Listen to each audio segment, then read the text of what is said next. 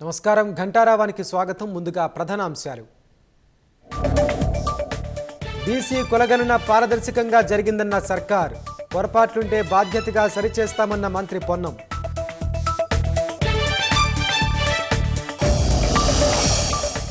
జనాభాను తగ్గించి బీసీలకు వెన్నుపోటు పొడిచారన్న బీఆర్ఎస్, స్థానిక ఎన్నికల్లో ఓట్ల కోసమే నాటకాలని బీజేపీ విమర్శ.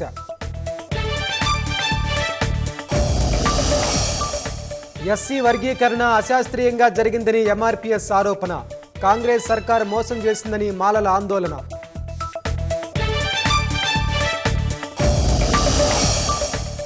క్రికెటర్ గొంగడి త్రిషకు సీఎం కోటి నజరానా, దేశం తరపున మరింత రాణించాలని ఆకాంక్ష.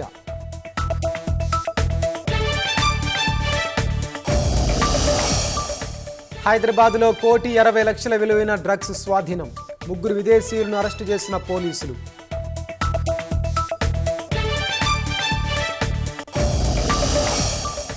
ఢిల్లీలో ముగిసిన అసెంబ్లీ ఎన్నికల పోలింగ్, ఈసారి ఢిల్లీ పీఠం బీజేపీదే అంటున్న మెజార్టీ సర్వే సంస్థలు.